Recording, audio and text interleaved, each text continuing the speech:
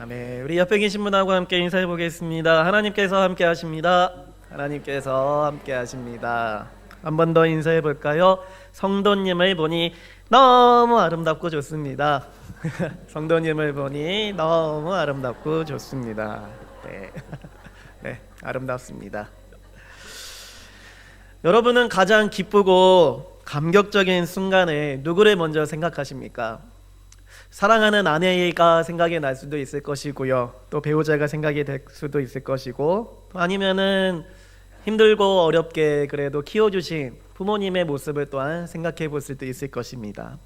아니면은 좋은 길로 가르침해 주신 스승의 모습이나 또 어렵고 힘들 때에 도와주었던 그런 친구들의 모습도 아마 생각해 볼 수 있을 것입니다. 시상식을 이제 연말이 다가오면 이제 시상식을 많이 하잖아요, 그렇죠? 그런 시상식을 보면은 그 상을 받는 사람들이 소감을 말할 때에 그 자신의 기쁜 마음을 자기를 좋아하는 그 팬들에 향하여서 그 감사의 인사를 하는 모습, 또 아니면 가족과 함께 또 그것을 나누는 모습들을 우리가 볼 수가 있습니다. 그런데 반면에 어떤 사람들을 보면은요, 하나님께 영광을 돌린다라고 그렇게 또 감사의 인사를 하는 그런 연예인들도 우리가 볼 수가 있습니다.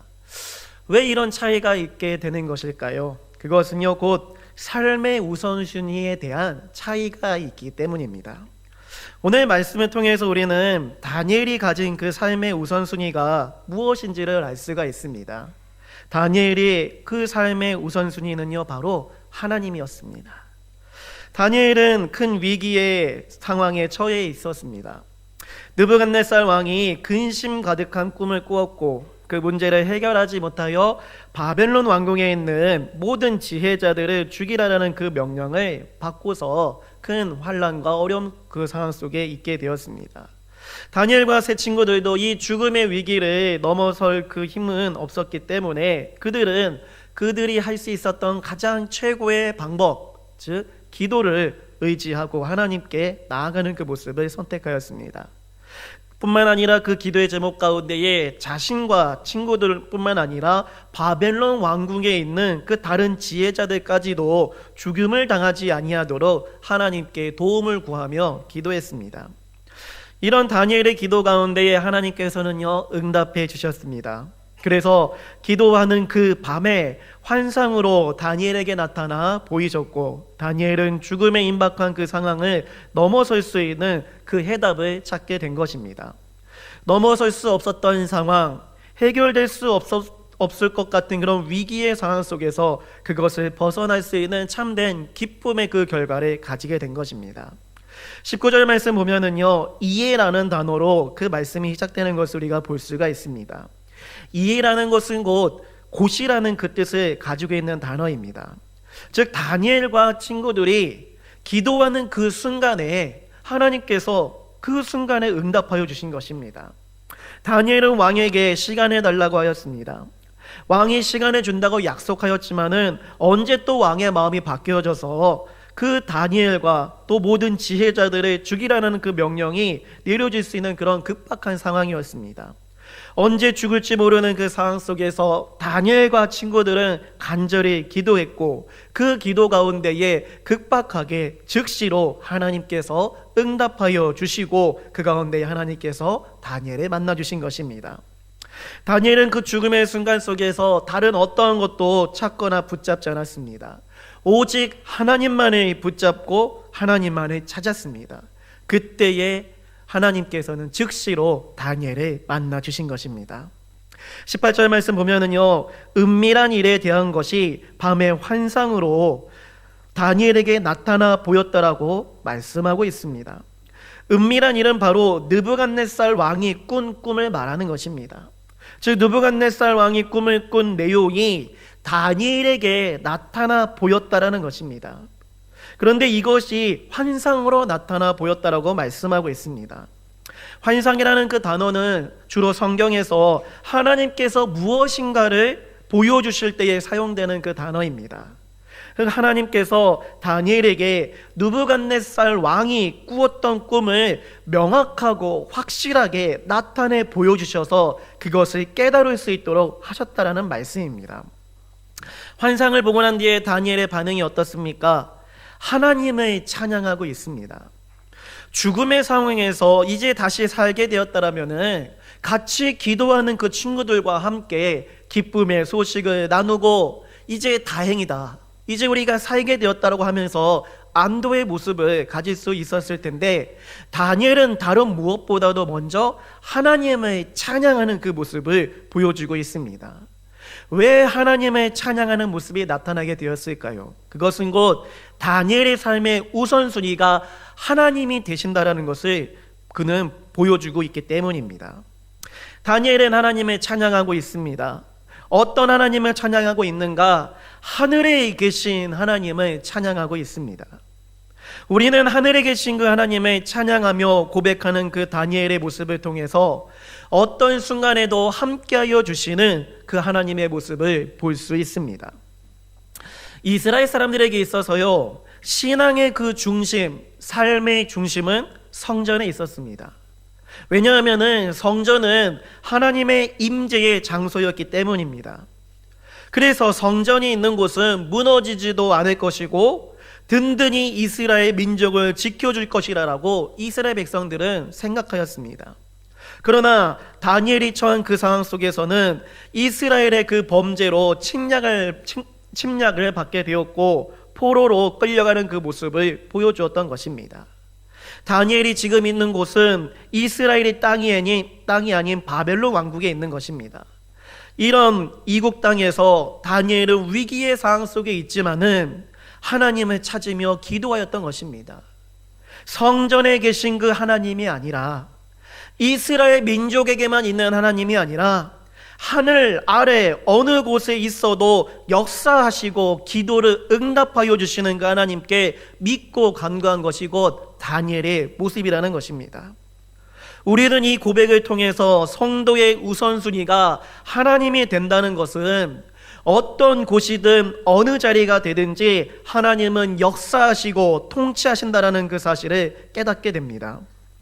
하늘에 계신 하나님을 향해서 고백한다는 것은 우리가 어디에서 어떤 고난을 당하거나 어려움을 겪는다 할지라도 그것을 보고 계심을 믿는 신앙의 모습입니다. 가정에서나 사회에서나 때로는 나 혼자 홀로 있는 그 외로움 속에서도 하나님께서는 보고 계신다는 것입니다. 여러분, 하늘 아래에 피할 곳이 있겠습니까? 모두가 다 하늘 아래에 있을 뿐입니다. 우리 삶에 힘들고 어려운 순간에 하나님을 찾지 못하는 이유가 어디에 있겠습니까? 그것은 하나님이 계시지 않는다라는 생각 때문에, 지금 이 순간 하나님은 나를 보고 계시지 않을 거라는 그런 의심 때문에 다른 방법들을 찾게 된다는 것입니다. 하나님은 하늘에 계시기 때문에 나를 도울 수 없다라고 여기는 것이 우리의 생각이 될 수가 있다는 것입니다. 하늘에 계시기 때문에 어느 한 곳에 집중되지도 않고 어느 지역에만 역사하는 분이 아니라는 것을 우리는 깨달아야 될 줄로 믿습니다. 하늘에 계시기 때문에 모든 것을 보시고 통치하시고 역사하시는 분이 곧 살아계신 우리의 하나님이신 것을 믿는 우리 모두가 되기를 바랍니다. 혹시 높은 산에 올라가 보신 적이 있으십니까? 저는 산을 별로 안 좋아합니다. 왜 힘들게 올라가서 그렇게 또 힘들게 내려와야 되는지 모르겠습니다. 저는 차라리 바다를 더 좋아합니다. 그래도 산의 정상에 올라가면은요, 기분은 좋더라고요. 또 높은 빌딩이나 비행기 위에서 땅을 내려다 보면은요, 참 많은 것을 볼 수가 있습니다. 높이 올라가면 올라갈수록 한눈에 볼 수 있는 많은 것들을 그 눈으로 볼 수 있게 된다는 것입니다. 우리 하나님께서 우리를 보실 때 어떠실까요? 모든 것을 아시는 분이십니다. 저 하늘 위에 계시면서 우리가 무엇을 하고 있는지, 어디에 있는지, 무엇 때문에 고통받고 힘들고 하고 있는지 모든 것을 알고 계시는 분이 바로 곧 우리의 하나님이라는 그 사실입니다. 이런 하나님을 우리가 인정하고 깨닫고 살아가게 될 때에 우리는 하나님의 역사를 기대할 수가 있는 것입니다. 그리고 그런 역사를 기대할 때에 우리의 삶의 우선순위가 하나님이 되어주심을 보고 그 은혜 속에서 하나님만을 먼저 찾아 나아갈 수 있는 믿음이 생길 줄로 믿습니다. 다니엘은요 또한 하나님을 높일 때에 이렇게 고백하며 찬양합니다. 우리 20절 말씀 함께 읽어보도록 하겠습니다. 시작. 다니엘이 말하여 이르되 영원부터 영원까지 하나님의 이름을 찬송할 것은 지혜와 능력이 그에게 있음이로다. 아멘. 하나님의 이름을 찬송하는 그 이유에 대해서 지혜와 능력이 하나님께 있음을 말하고 있습니다. 하나님께 지혜와 능력이 있음을 믿으십니까? 아멘. 네. 우리가 하나님을 찬양하며 또 우리의 우선순위를 하나님을 마땅히 둔다는 것은 하나님께 지혜와 능력이 있음을 인정하는 그 모습이 되는 것입니다. 우리는 사람들이 현명하거나 슬기로운 사람들을 보면은 저 사람 참 지혜롭다라고 이야기합니다. 그런데 원문 성경을 자세히 살펴보면은요 20절, 21절, 23절, 30절에서 사용되고 있는 그 지혜와 능력이라는 단어가 다른 성경에서 쓰이는 그 지혜와 능력이라는 단어하고는 다르게 사용된 것으로 그렇게 기록되어져 있습니다.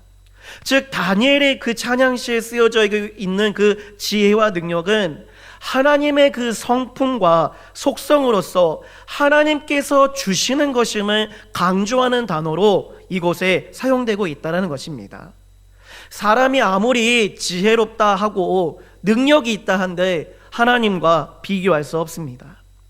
오히려 사람이 지혜롭고 능력 있다 말할 때에 그 지혜와 능력이 결국에는 하나님으로부터 와야지만이 그것이 참된 지혜와 지식이 된다는 것입니다. 하나님의 능력에 대해서요 다니엘은 또한 이렇게 말하고 있습니다. 우리 21절 말씀 함께 읽어보도록 하겠습니다. 시작. 그는 때와 계절을 바꾸시며 왕들을 패하시고 왕들을 세우시며 지혜자에게 지혜를 주시고 총명한 자에게 지식을 주시는도다. 아멘. 하나님이요 때와 계절을 바꾸시는 분이라고 말하고 있습니다. 때라는 것은 곧 시간을 말하는 것입니다. 느부갓네살 왕과 갈대아 술사들의 대화를 볼 때에 다니엘 2장 8절에서는 분명히 시간에 대하여서 말하는 것을 볼 수가 있습니다. 왕이 명령하였는데 너희가 시간을 지연시키려 한다고 하고 있는 것입니다. 즉 갈대아 술사들이 자신들의 힘으로 왕이 내린 그 시간을 바꾸려고 한다는 것입니다. 그런데 이루어지지 않았습니다. 그리고 왕은 지혜자들을 죽일 시간을 계속 이어가고 있는 것입니다. 그런데 그 시간을 누가 멈추게 되었습니까? 2장 16절에서 다니엘이 시간을 달라고 해서 얻게 된 것입니까?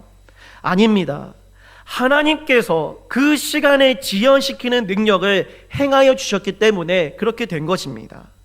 다니엘은 기도의 응답을 통해서 이렇게 역사하시는 하나님을 확인케 되는 그 모습만 보게 된 것입니다. 또한 계절이라고 나온 그 단어는요 이전에 사용하였던 그 개역 성경으로 보면은 기한이라고 되어져 있습니다. 계절보다는 기한이라고 하는 것이 우리에게 이해되기 더 쉬울 텐데요 기한이라는 것은 곧 정해진 시간이 있다는 것입니다. 다니엘이나 지혜자들은 죽음에 대해서 정해진 시간이 분명히 있었다는 것입니다. 그런데 그 시간이 어떻게 되었습니까? 바뀌게 되었다는 것입니다. 하나님의 능력으로 그 죽음의 시간이 변하게 된 것입니다. 때와 계절을 바꾸시는 그 하나님, 아무리 정해져 있는 그 시간과 계획이 있을지라도 능히 바꿀 수 있는 그 능력이 하나님께 있음을 믿음으로 바라보는 우리 모두가 되기를 바랍니다. 사람이 정한 그 시간과 기한은 아무런 능력이 없습니다. 오직 그 시간과 기한을 정하시고 변화시키는 그 하나님을 의지하는 우리의 모습이 되기를 바랍니다. 또한 하나님의 능력이 어떻습니까? 21절 말씀을 계속 보면은 왕들을 패하시고 왕들을 세우시는 자라고 나타나 있습니다. 이 고백은 아무리 세상의 권력과 힘을 가지고 있다 할지라도 그 사람을 세우고 또 그 자리에서 내려오게 하는 것은 사람의 힘에 있는 것이 아니라 하나님의 능력으로 된다는 것입니다. 다니엘은 참된 지혜자가 어떤 사람인지 분명히 깨달은 자였습니다. 참된 지혜자는 하나님께서 주시는 그 지혜와 지식을 가지고 그 뜻대로 믿고 확신하며 살아가는 자입니다. 바벨론 왕궁에는요, 분명히 수많은 지혜자들이 있었습니다. 아주 유능한 자들입니다. 그런데 참된 지혜자가 있을지라도 하나님이 주시는 지혜가 없을 때에는 그것은 참된 지혜자가 되지 못합니다. 느부갓네살 왕 옆에 수백 명의 지혜자라고 말하는 사람들이 있을지라도 문제를 해결하지 못하는 것이 지금의 모습이었습니다. 세상의 모든 지식들을 다 가진 사람들이 모여있는 곳이었지만은 하나님께서 지혜를 주시지 아니하니까 그 문제가 해결되지 않았던 것입니다. 이 세상에 수많은 정치와 경제가 어려움에 처해져 있습니다. 또 우리 기업과 가정에도 많은 문제들로 여러 가지 해법과 방법을 찾기를 우리는 노력하고 있습니다. 그런데 이 시대의 문제를 해결할 진정한 지혜자가 어디로부터, 무엇으로부터 나오겠습니까? 하나님께서 주시는 그 지혜와 지식을 받은 자가 진정한 지혜자가 되는 것이며 모든 문제를 해결할 능력을 가지게 되는 자입니다. 그러면 이런 지혜자가 되기 위해서 무엇을 하면 될까요? 그것은 곧 삶의 우선순위에 하나님을 두고 살아가면 되는 것입니다. 다니엘은 계속해서 찬양합니다. 22절 말씀인데요, 같이 한번 읽어보지요. 시작. 그는 깊고 은밀한 일에 나타내시고 어두운 데에 있는 것을 아시며 또 빛이 그와 함께 있도다. 아멘. 하나님은 깊고 은밀한 일에 나타내 보이셨고, 즉 그 느부갓네살이 어렵고 힘든 꿈에 대해서 다니엘에게 깨닫게 해주시고 보여주신 것이 곧 하나님의 능력입니다. 어두운 데에 있는 것을 아시는 분, 죽음의 위기 속에서도 자신을 찾아내서 기도에 응답하여 주시고 이제는 빛이 되어져서 하나님을 찬양하는 그 삶으로 하나님께서는 역사해 주셨다는 것입니다. 성도의 우선순위에 하나님이 되신다라는 것은 어떤 환경과 조건 속에서도 빛이 되시는 그 주님을 만날 수 있다라는 믿음을 가진 자입니다. 빛은요, 우리에게 소망이 되며 희망이 되고 생명이 됩니다. 지금 이 순간에도 밝은 빛이 있기 때문에 우리가 밝은 마음을 가지고서 하나님의 말씀을 듣고 있습니다. 근데 혹여라도 정전이 되어져서 이 불이 다 꺼지면은 우리의 마음이 어떻게 될까요? 당황스러워지지요. 그러나 빛이 되어주신 그 하나님이 이렇게 밝음을 통하여 우리의 삶의 소망이 되어지고 희망이 되어지고 생명이 되어짐을 통하여 우리 인생길이 아무리 어둡고 힘겨울지라도 그 인생을 붙들어 주시고 절망과 고통과 어둠 속에 있는 우리를 향하여서 그 빛으로 인도하여 주시는 그 능력을 베풀 때에 우리에게는 참된 소망의 은혜가 가득하게 될 줄로 믿습니다. 마지막으로 성도의 우선순위가 하나님이 된다는 것은요, 삶의 목표가 무엇인지를 분명히 나타낸다는 것입니다. 23절에 다니엘은 지혜와 능력을 주셔서 주님께 구한 것을 알게 하신 하나님을 찬양하고 있습니다. 다니엘의 그 삶의 목표는요, 하나님을 증거하고 하나님을 알게 하는 것에 그의 모든 인생의 목표와 목적이 있다는 것을 보여주고 있는 것입니다. 그런데 25절에 보면은요, 그와 비교되는 한 사람의 인물을 우리가 만나게 됩니다. 25절 보면은요, 아리옥이라는 그 사람이 등장합니다. 다니엘은요, 이 아리옥에게 왕 앞으로 나를 데려가면은 꿈의 해석을 알려드리겠나이다라고 말을 합니다. 그래서 다니엘의 말을 들은 그 아리옥은 왕에게 찾아가서 이렇게 말합니다. 우리 25절 말씀 함께 읽어보도록 하겠습니다. 시작. 이에 아리옥이 다니엘을 데리고 급히 왕 앞에 들어가서 아뢰되 내가 사로잡혀 온 유다 자손 중에서 한 사람을 찾아내었나이다. 그가 그 해석을 왕께 알려드리이다 하니라 라고 말합니다. 자, 아리옥이요, 이렇게 얘기하는 겁니다. 내가 사로잡혀 온 유다 자손 중에서 한 사람을 찾아냈습니다. 그리고 그는 그 해석을 왕께 알려드릴 수 있다라고 말합니다. 그런데 이 말 속에는요, 그의 의도와 핵심이 담겨져 있습니다. 그 아리옥이 자신의 의도와 핵심은 곧 내가 사람을 찾아내었다라는 그 의도와 핵심이 담겨져 있다는 것입니다. 즉 지금 왕께서 고민하고 있고 왕께서 힘들어하는 그 문제를 해결할 사람은 내가 찾아냈으니 나를 좀 알아달라고 말하고 있는 것입니다. 다니엘과 아리옥의 차이점이 보이십니까? 다니엘은 문제를 해결하고 난 뒤에 그 문제 해결에 대해서 하나님께 감사하고 하나님의 이름을 높이고 있습니다. 그런데 아리옥의 모습은 어떻습니까? 왕이 근심하고 있는 그 문제를 내가 찾아냈으니 내 능력과 내 지혜를 인정해주고 자신을 높여달라고 말하고 있는 것입니다. 분명한 삶의 우선순위에 차이가 있는 모습입니다. 하나님을 우선순위에 둔 사람은 하나님의 이름을 높이고 찬양하고 하나님을 나타내려고 힘을 씁니다. 그러나 자신을 우선순위에 둔 사람은 자신의 이름을 높이고 자신의 능력과 자신의 지혜를 나타내기를 힘쓰게 된다는 것입니다. 자신이 출세하고 높아지기 위해서 하나님께서 행하신 그 모든 일이 마치 내가 한 것처럼 그렇게 말하고 싶어하는 모습이 있다라는 것입니다. 우리는 이와 같은 모습을 조심해야 됩니다. 하나님은 지혜의 하나님, 능력의 하나님이 되십니다. 지혜와 능력으로 언제나 우리를 도우시고 힘주시고 구원해 주시는 분이십니다.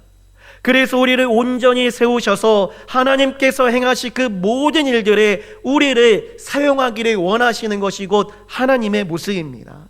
하나님의 이름을 증거하고 하나님의 모습을 보여주고 하나님을 나타내고 하나님의 통치를 우리를 통해 선포하시기를 원하는 것이 곧 하나님의 뜻입니다. 그런데 우리는요, 하나님의 이름 대신에 우리의 이름을 넣기를 힘쓴다라는 것입니다. 그래야지만이 성공할 수 있는 것 같고 그래야지 출세하고 높아질 수 있다라고 생각하기 때문입니다.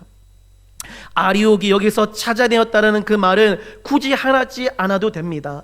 그저 한 사람이 있는데 그 사람이 왕의 꿈을 해결할 수 있다고 얘기합니다. 그러면서 그저 그 사람만 소개해도 됩니다. 근데 아리옥은요, 내가 찾아내었다라는 그 말을 통해서 자신을 높이고 싶어하는 모습을 가지고 있었다는 것입니다. 그 한마디를 통해서 자신의 출세를 위한 표현이 되었고 그 느부갓네살 왕이 내 삶의 우선순위가 되어져 그에게 잘 보여야 내가 높아질 수 있다는 그 마음을 아리옥은 가지고 있었던 것입니다. 이런 그 아리옥의 삶의 모습을 통해 우리가 무엇을 느낄 수가 있습니까? 미련한 우리의 인생의 모습을 볼 수가 있는 것입니다. 여러분, 하나님을 영어로 하면은 뭐라고 할까요? God이라고 하죠. 영어 스펠링으로 하면은 God가 됩니다. 그런데 그 글자의 순서를 뒤집으면은 뭐가 되는지 아십니까? 도그. 도그가 무슨 뜻일까요? 개라는 뜻입니다. 즉 무슨 의미입니까? 하나님을 먼저 사랑해야 될 그 인간이 하나님을 먼저 사랑하지 아니하고 자기를 사랑하고 자기를 더 높이며 나아가게 될 때에 그의 모습은 개처럼 되어버리게 된다는 것입니다. 보험회사에 근무하는 베벌리 쉐아라는 한 월급쟁이가 있었습니다. 1930년대 당시 미국은 극심한 불황으로 회사마다 혹독한 구조조정과 임금 삭감에 시달리고 있었습니다. 어느 주일날 아침 그는 찬송가를 연습하기 위해서 피아노 앞에 앉았습니다. 그런데 회사 문제로 인해서 좀처럼 마음의 안정을 찾을 수가 없었습니다. 그때 그 쉐아의 건반 위에서 조그마한 종이 쪽지를 발견하게 되었습니다. 그 쪽지에는 이렇게 쓰여져 있었습니다. 주 예수보다 더 귀한 것은 없네. 이 세상 부귀와 바꿀 수 없네. 그것은 어머니 레아 밀러가 괴로워하는 그 아들을 위해서 적어놓았던 시였습니다. 어머니는 아들의 그 삶의 우선순위를 분명히 정하기를 원했습니다. 쉐아는 이 시를 읽고 큰 깨달음을 받게 되었고 그리고 그 시에 곡을 붙여 찬송을 만들게 되었습니다. 그리고 그 찬양이 바로 찬송가 102장 주 예수보다 더 귀한 것은 없네 찬양의 곡을 만들게 되었던 것입니다. 어머니의 지혜와 사랑이 한 젊은이의 인생의 방향을 멈추게 하고 진정한 삶의 우선순위를 발견케 된 것이었습니다. 우리의 삶의 우선순위를 하나님께 온전히 정함으로 나의 이름 대신에 하나님의 이름을 높이며 나아갈 수 있는 우리의 인생이 되기를 결단하는 자 되기를 원합니다. 하나님을 우리의 삶의 최고의 우선순위로 정하여 어떠한 어려움이나 고난에서도 능히 건져내시는 참된 지혜자의 모습을 사모하며 나아가는 우리의 모습이 되기를 바랍니다. 하나님을 찬양하고 증거하는 그 삶의 모습을 통해서 세상 모든 일의 주관자가 되어주시는 그 주님을 붙잡으며 힘차고 또 멋지게 살아가는 우리의 모습이 되기를 소망합니다.